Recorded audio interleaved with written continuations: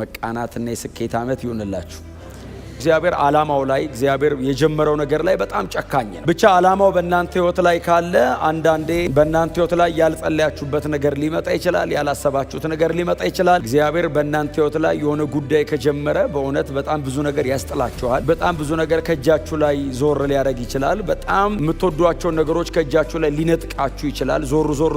ዞር ሊያደርግባችሁ ይችላል። ሁሌንም እነግራችሁ ክርስትና የሆነ ሰሞን ብድግ ብለን ዘለን ጣራ ምንነካው ሳይሆን መቆየት ነው። ኮንሲስተንሲ ነው። ከእግዚአብሔር ጋር በመኖር የምንማረው ነገር በጣም ብዙ አንብበን ከምናገኘው ይበልጣል። የእግዚአብሔር ቃል ሲናገር እንደዚህ ይላል ኢያሱ 3:5 ከዚያም ኢያሱ ሕዝቡን በነገው ዕለት እግዚአብሔር በመካከላችሁ አስደናቂ ነገር ስለሚያደርግ ራሳችሁን ቀድሱ አላቸው። የእግዚአብሔር ባሪያ ሙሴ ከሞተ በኋላ ይህንን አገልግሎት ወይንም ይህንን ሕዝብ ይዞ ወደ ከነአን መግባትን እግዚአብሔር በእጁ የሰጠው ለዚህ በጣም ታላቅ ለሆነው ኢያሱ ለተባለው የእስራኤል መሪ ነው። እና እግዚአብሔር እንግዲህ እንደምታውቁት መተካካት ነበረ። በእግዚአብሔር መንግስት ላይ መተካካት ነበረ። አንደኛው ሲያረጅ ወይንም አንደኛው ሪታየር ሲያደርግ ወይንም ደግሞ ልክ እንደዚህ ደግሞ አንደኛው ሲያንቀላፋ የሚቀጥለውን ሰው እግዚአብሔር ከህዝብ መካከል ያነሳል፣ ይመርጣል። አንዳንዴ ደግሞ እያለም በላዩ ላይ ይቀባል። እንደምታውቁት ነው እንግዲህ እግዚአብሔር ሳኦል እያለ ዳዊትን ቀብቶታል። እስኪሞት አልጠበቀውም፣ እስኪያረጅ አልጠበቀውም፣ እስኪደክም አልጠበቀውም። እና ሳኦል እያለ እግዚአብሔር ዳዊትን ቀብቶ ሰውየውን 38 ዓመት ያለ መገኘቱ እንዲሁ ዝም ብሎ በጭንቅላቱ ብቻ እንዲራመድ አድርጎት ያውቃል። እና እግዚአብሔር ግን የሚቀጥል ነገር አለው። የእግዚአብሔር ስራ አይቋረጥም። የሚተካካ ሰው የሚተካካ ነገር ካለ የእግዚአብሔር ስራ አይቋረጥም ማለት ነው። እግዚአብሔር ዓላማው ላይ እግዚአብሔር የጀመረው ነገር ላይ በጣም ጨካኝ ነው። እግዚአብሔር በእናንተ ሕይወት ላይ የሆነ ጉዳይ ከጀመረ በእውነት በጣም ብዙ ነገር ያስጥላችኋል።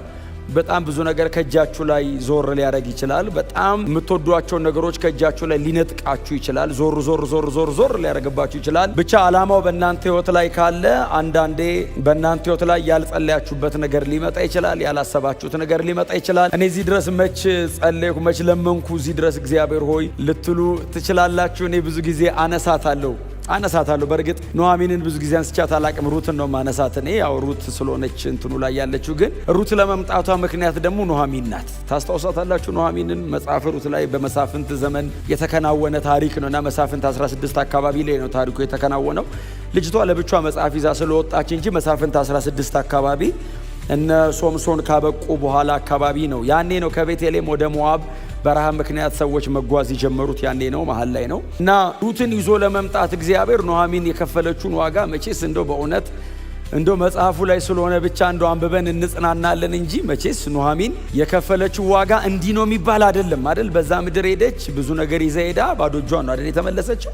አንድ ሩት የምትባል ሴት ብቻ ይዛ ተመለሰች። ራሷ ኑሐሚን ሲሏት አረ ኑሐሚን እንዳትሉኝ ማራ በሉኝ አለች። ለምንድን ነው ማራ ምንልሽ? ከማን ጋር ተጣላሽ? ማን ነው ሕይወትሽን ያስመረረው ሲሏት ሁሉን የሚችል አምላክ አስመረረኝ አለች። ወዴት አቤት ይባላል። ሶቨሪን ነው፣ ሉዓላዊ ነው። እና ወዴት አቤት እላለሁ። ሁሉን የሚችል አምላክን ያስመረረኝ ምን ልታደርግልኝ ትችላለህ? አሁን ምን ሆነሽ ነው ማራ ምንልሽ? ተበለሻሽቷል ሕይወትሽ፣ ተዘበራርቀሻል። እጅሽ ላይ የነበረ በጣም ብዙ ነገር ነው። ስትሄጂ እንግዲህ ባልነበራት 2 ልጆች ይዛን ሄደችው። ሁሉም በሙሉ እዛ ቀርተው አንድ ኑሐሚን አንድ ሩትን ይዛን የመጣችው ኦርፋን እንኳን ገንዘብ ማድረግ አልቻለችም። እና የሚፈልገውን ሰጥቶ በጣም ብዙ ነገሯን አስጥሏት ነው ያመጣትና አንዳንዴ እግዚአብሔር በሰው ሕይወት ላይ ሲጨክን በኋላ ላይ ነው አይደለም የሚገባን። ምዕራፍ 1 ላይ አራግፋ ምዕራፍ 4 ላይ ነው አይደል ከ10 ወንድ ልጆች የምትበልጠው ሩት አለች። ከ10 ዓመት በኋላ ማለት ነው። አሁን ያንን ታግሶ መራመድ በእግዚአብሔር ፕሮግራም ውስጥ ጨክኖ መሄድ።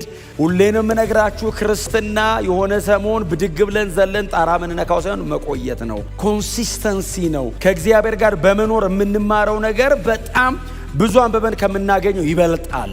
እና እንደዚህ መጽሐፍ ላይ ያሉ ሰዎች በጣም ብዙዎቹ ረጅም መንገድ ወክ አድርገው ከእግዚአብሔር ጋር አብረው ኖረው እግዚአብሔር ማን እንደሆነ በህይወታቸው ላይ ነው አግኝተው ዲፋይን ያደረጉት። እግዚአብሔር ማለት ያሉትና ከነዛ ባለ ታሪኮች መካከል አንደኛው ዛሬ ይኸው እዚህ ያነበብነው ኢያሱ ይባላል። ኢያሱም የራሱ ስም ነው። አውሴ ይባላል። አውሴም ድነት ማለት ነው። ኢያሱ ማለት እግዚአብሔር ያድናል ወይንም እግዚአብሔር ድነቴ ነው እንደማለት ነው። ሁለቱም አዳኝ ነው ድነት ነው። እና ይህንን ብላቴና እግዚአብሔር በሙሴ ምትክ እንዲሆን ከተመረጡት ከ12ቱ ነገድ አንዳንድ ሰዎች መካከል እግዚአብሔር ዓይኑን በዚህ ብላቴና ላይ ጣለበት። እንደምታውቁት ከግብጽ ምድር በብላቴንነታቸው ከወጡት መካከል ከ19 ዓመት በታች ከሆኑት መካከል ከነዓን የገቡ ይሄ ልጅና ሌላኛው ደግሞ ካሌብ ይባላል። ሁለቱ ናቸው የገቡት። ያኛውንም እግዚአብሔር አይቶት ካሌብ እንደሌሎቹ አይደለም፣ ልዩ መንፈስ ላይ ያለበት አለ እግዚአብሔር። ስለዚህ የረገጠውን ምድር እንዲወርስ አረጋዋለሁ ብሎ እግዚአብሔር ፕሮሚስ አረገለት። ግን እድሜያቸው ቀላል አልነበረም። አሁን በዛ ዘመን ሰው ረጅም ዘመን ስለሚኖር ከዛ አንጻር ነው ወጣት የሚመስሉን እንጂ አሁን ካሌብ የምታስታውሱ ከሆነ ኢያሱ ጋር መጥቶ እኮ እግዚአብሔር የተናገረኝን ምድር ስጠኝ አለው። ስጠኝ አሁን እዋጋለሁ እወርሳለሁ ምናምን ሲል የስንት ዓመት ሰው ነበር? 85 ዓመቱ ነው። እና ለኢያሱ የሚጠቅስለት ሪፈረንስ የዛሬ 45 ዓመት አለው። እናንተ የዛሬ 45 ዓመት በጌታ ነበራችሁ? ተውት በጌታ ሞት እና ዩ ኮንሲስተንስ ጽናታቸውን ዩት የት ድረስ እግዚአብሔር እንደሚከተሉትና የዛሬ 45 ዓመት በቃዴስ በርኔ የእግዚአብሔር ባሪያ ሙሴ ሲናገረኝ እንደነበርኩት ዛሬ ጉልበታም ነኝ። 45 ዓመት ይሄንን ፕሮሚስ ኪፕ አድርጌያለሁ።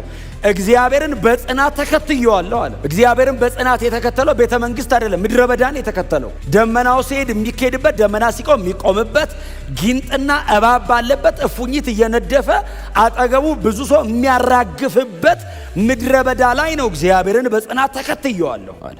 ኮንሲስተንሲ። ስለዚህ እግዚአብሔር መጣና እንዲህ ያለ ባሪያዬ ካሌብ ልዩ መንፈስ አለ ላዩ ላይ እና አወርሰዋለሁ፣ የረገጠውን መሬት እሰጠዋለሁ አለ እግዚአብሔር። እና የታመንኩ ነው ለዚህ ሰው። እና ያ ካሌብና ይሄ ኢያሱ ሁለቱ ናቸው ወደ ከነዓን የመግባት እድል የነበራቸው። ሌላውስ በሙሉ ምድረ በዳ ቀርተዋል። ዛሬ የሚወርሰው ትውልድ በሙሉ ከግብጽ ሲወጣ ከ19 ዓመት በታች የሆነና ምድረ በዳ የተወለደ ነው በሙሉ። አንዳንዱ የዘጸአትን ታሪክ በስሚ የሰማው፣ አንዳንዱ በጣም ልጅ ሆኖ ነው ያየው። የዛሬ 40 ዓመት ገደማ የተከናወነ ታሪክ ነው። ለአንዳንዶቹ ብለርድ እያደረገ ነው። ባህር ተከፍሎ ነበር በልጅነት ትዝ ይልሃል ስትለው ይመስለኛል ይላል። ከ19 ዓመት በታች ነው። ምናልባት የ10 ዓመት ልጅ ሊሆን ይችላል። ዛሬ 50 ዓመቱ ነው። በ10 ዓመት ትዝ ይልሃል ስትወጣ አያስታውስም። ግን እየተነገረኝ ነው የመጣሁት። ኢያሱስ ያስታውሰዋል፣ ያውቀዋል። በእግዚአብሔር ባሪያ በሙሴ እግር ስር እግር በእግር እየተከተለ ነው የመጣው። ዛሬ እግዚአብሔር የተናገራቸው ምድር ላይ ደርሰዋል። እንደምታስታውሱት ዘዳግም 34 ላይ ሙሴ ሞቷል። ታላቅ ሰው ነው ሙሴ። እኔ መጽሐፍ ቅዱስ ከፍቼ ሳነብ አንዳንዴ እምባ ይለኛል እነ ሙሴን ሳነባቸው። በጣም ብዙ ሰው ለማግኘት የሚታገለው ነገር ትተው በጣም ብዙ ሰው የማይመርጠውን ነገር የመረጡ ሰዎች ናቸው። ለዛ ነው ከእግዚአብሔር ጋር ባለ ታሪክ የሆኑት። ኦፕሽን ምርጫ አተው አይደለም፣ እግዚአብሔርን መርጠው ነው። ቤተ መንግስት፣ ለዛውም የፈርዖን ቤተ መንግስት፣ በወርቅ የተንቆጠቆጠ ቤተ መንግስት፣ የፈለገውን አገር ሄዶ ባሪያ ማድረግ የሚችል አገዛዝን ትተው ከእስራኤል ሕዝብ ጋር ጭቃ ለማብኳት። እንደውም መጽሐፍ ከእስራኤል ሕዝብ ጋር ለሚለው ከእግዚአብሔር ሕዝብ ጋር ነው የሚለው። አሁን ባሪያ ነው ሕዝቡ ስታየው አይመስልም። እግዚአብሔር ሲያየው ሕዝቤ ነው አለ። ሙሴ ያየውና የእግዚአብሔር ነው ሕዝብ። ከነሱ ጋር ጭቃ ማብኳት ፈርዖን ቤት ወርቅ ላይ ከመቀመጥ ይሻለኛል። የወሰነ ቀን የከፈለው ዋጋ ቀላል አይደለም። ጽናት ጎናቸው ሆኖ ሰው በጽናት ተከተለው በሉት እስቲ ንገሩት በደንብ በጽናት ተከተል። መንገዱ እንደዚህ በቀላሉ እንደምንነጋገረው አይነት ቀላል መንገድ አይደለም በእውነት ግን ደግሞ እግዚአብሔር ጸጋ አለ። ግን ዲተርምን መሆን ግን ይጠይቃል። ሰዎቹን የዋቸው ጨካኝ መንፈስ አልተሞሉ የተለየ ጸጋ ስጦታ የሌላቸው ላይ ሕግ ነው ገና ያለው። ለዛውም ሙሴ ሕግ ማያውቅም ገና ሕግ ተቀባዩ ራሱ ወስኖ ጨክኖ ትቶቶቶ ያንን ምድረ በዳ ሕዝቡን ይዞ አቋርጦ ወጣ። ሙሴ 40 ዓመት ሙሉ ወክ አረገ። ከቤተ መንግስት ወደ ምድረ በዳ የወጣ ሰው ሕዝቡን ከግብጽ ወደ ከነዓን ይዞ እየተጓዘ ሄደ።